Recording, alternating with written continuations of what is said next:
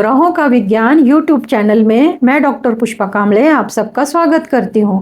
आज मैं आपको कुंडली पढ़ना सीखे के क्रम में पाठ 37 सिखाना शुरू करती हूँ। आज के पाठ में कुंडली में समाज में मान सम्मान, प्रतिष्ठा, कीर्ति, नाम लौकिक कैसे मिलता है, किन ग्रहों से, कौन से भाव से ज्योतिष सूत्र के अनुसार समझते हैं, उदाहरण कुंडली के साथ चार्ट से समझते हैं। चलते हैं चार्ट पर।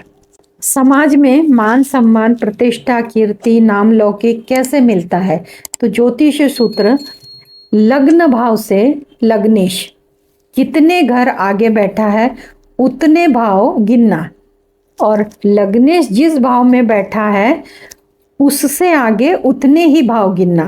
तो जो भाव में अंक मिलता है उस अंक से कुंडली तैयार करते हैं, उसे आरूढ़ लग्न कहते हैं। तो इसको कुंडली से समझते हैं। लग्न भाव से लग्नेश कितने घर आगे बैठा है, तो लग्न भाव में 3 नंबर लिखा है, इसका स्वामी बुध है। बुध कहाँ बैठा है, तो बुध चौथे भाव में बैठा है। यहाँ से गिनेंगे 1 2 3 4, तो बुध चौथे भाव में बैठा है। लग्नेश कितने घर आगे बैठा है, तो 4 घर आगे बैठा है।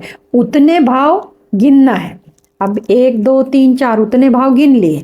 अब लग्नेश जिस भाव में बैठा है, अब ये लग्नेश बैठा है, उससे आगे उतने भाव, यानी कि 1 2 3 4, तो यहाँ से भी 4 आगे गिनेंगे। 1 2 3 4, 4 भाव आगे गिने तो हमको क्या मिला, उतने ही आगे गिनने से जो भाव में अंक मिलता है उस अंक को ही उस अंक से कुंडली तैयार करते हैं और उसे आरूढ़ कहते हैं। तो हमको अंक मिला 9।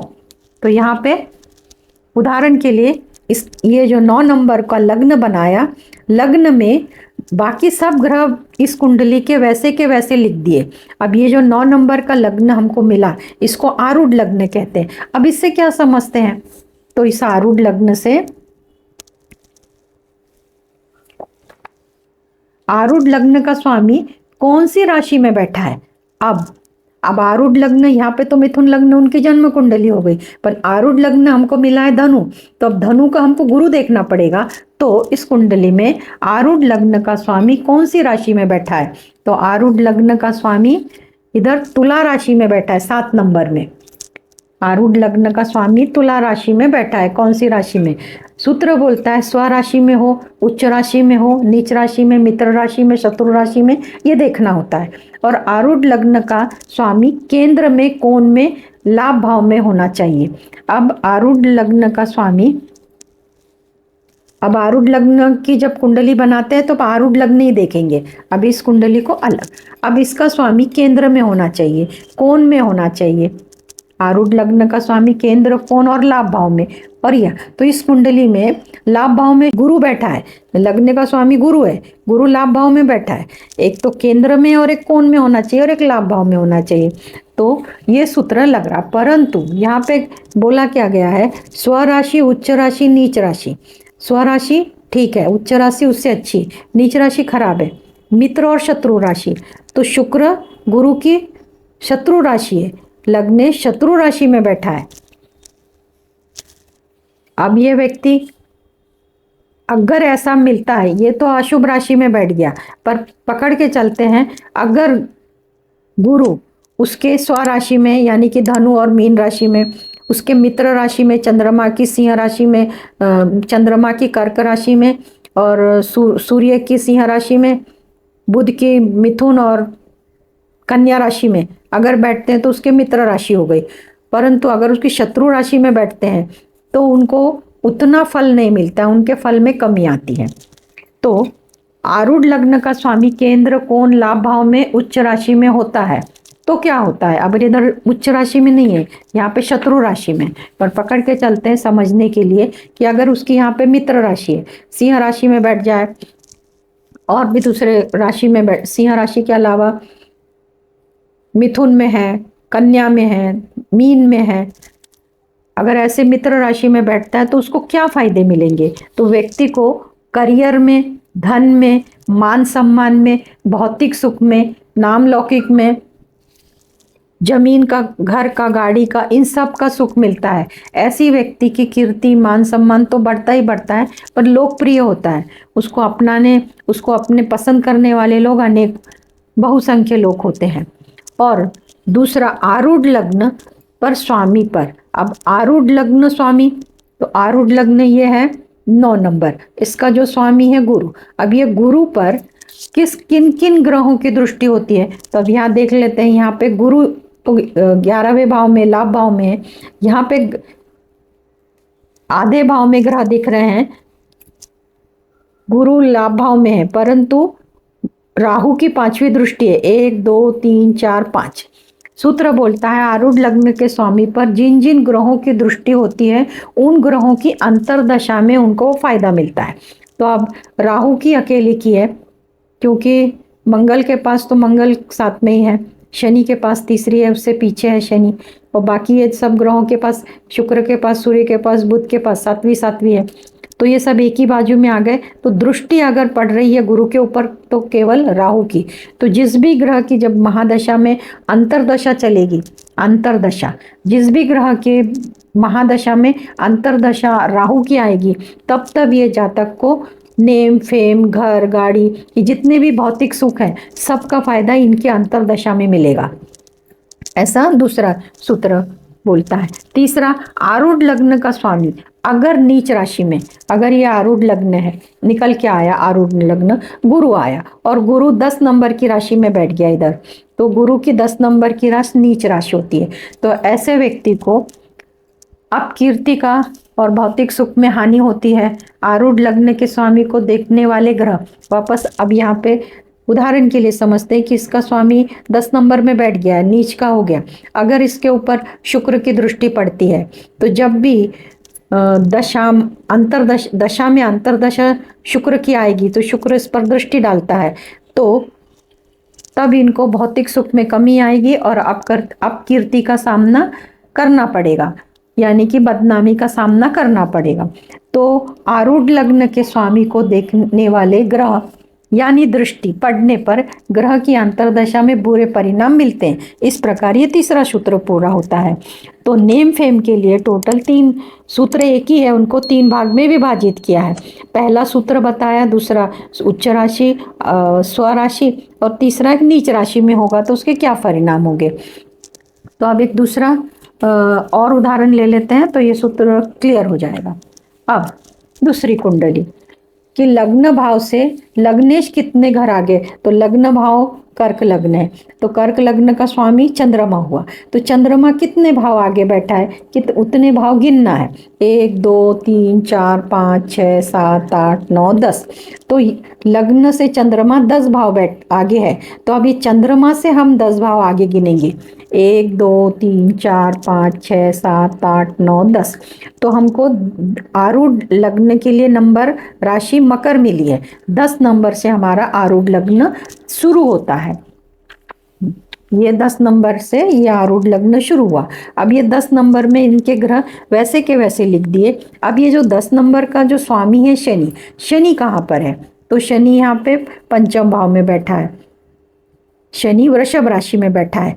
अब इनका जो स्वामी है ये तो इनके मित्र राशि में बैठा है।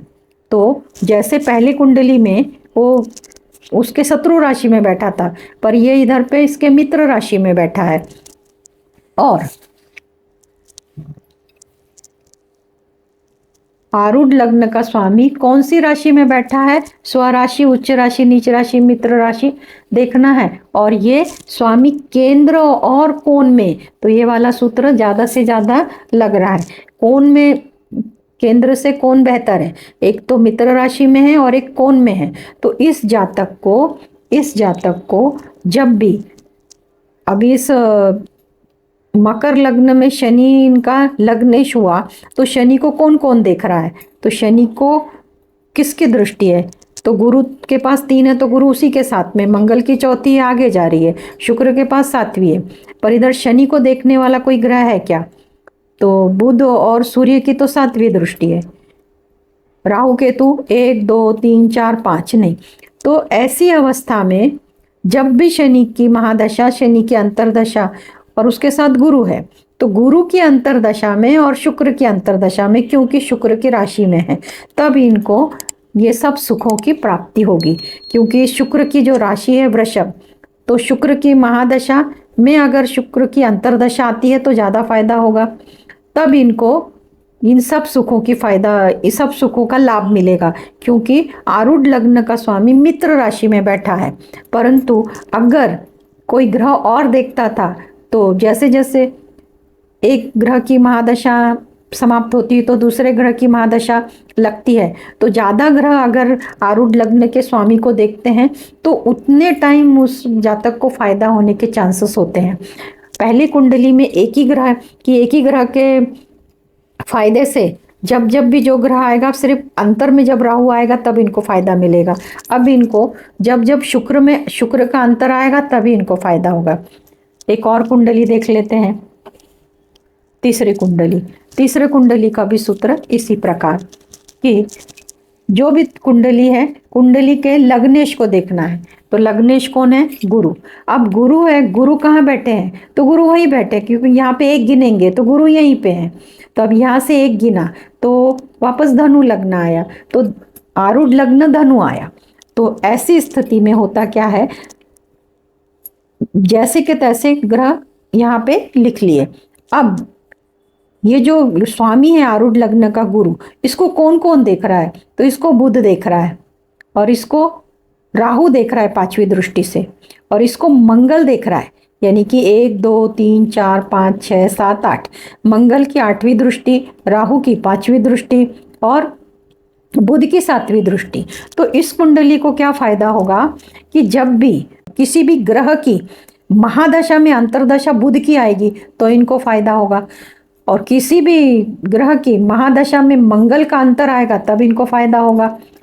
किसी भी ग्रह की महादशा में राहु का अंतर आएगा तब इनको, यानी को इस जातक को बार बार सुखों की प्राप्ति हो रही है। क्योंकि आरूढ़ लग्न को 1 2 3 ग्रह एक ही महादशा में, ये तीनों ग्रह मिल जाएंगे। किसी एक भी ग्रह की महादशा चलेगी, उसके अंतर में ये तीनों मिलेंगे।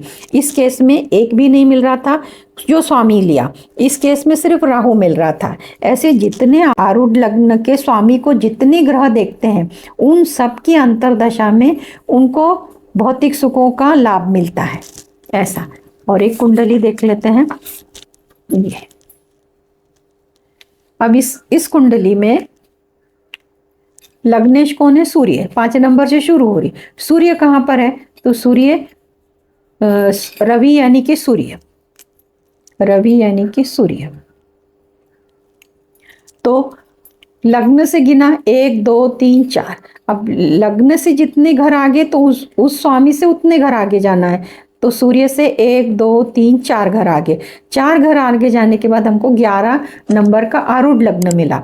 अब आरूढ़ लग्न मिला तो आरूढ़ लग्न का स्वामी हुआ शनि। अब हमने इस कुंडली के जैसे के तैसे सब ग्रह निकाल लिए, पर अब ये 11 नंबर की जो कुंडली तैयार हो रही है आरूढ़ लग्न की, उसका स्वामी शनि है। तो शनि सप्तम भाव में बैठा है। अब शनि खुद ही होके अपने भाव को देख रहा है,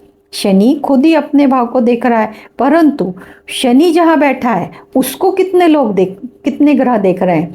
तो आप शनि के ऊपर किसकी दृष्टि है?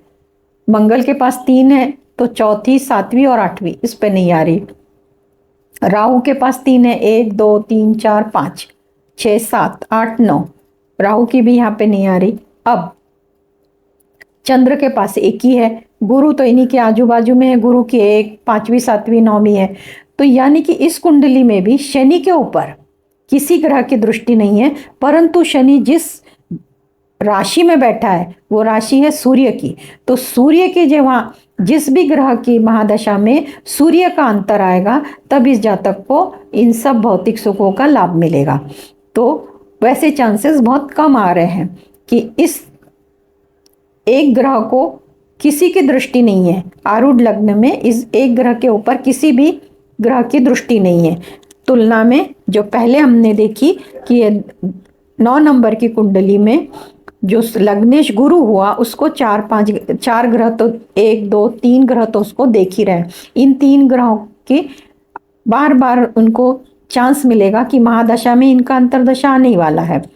तो इस प्रकार आरूढ़ लग्न देखा जाता है और आरूढ़ लग्न से समझा जाता है कि जब इस ग्रह की महादशा में अंतर आएगा तो उस जातक को समझेगा अब मेरा नेम फेम का टाइम आ गया।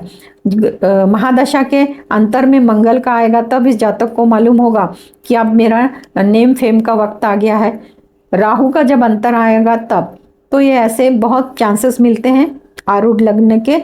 इस नियम से देखेंगे तो अपने आप समझ जाएंगे कि अपना आरूढ़ लग्न कैसे निकालना है, और उस स्वामी को जितने ग्रह देखते हैं उनकी अंतर्दशा का टाइम आपको मिल जाएगा।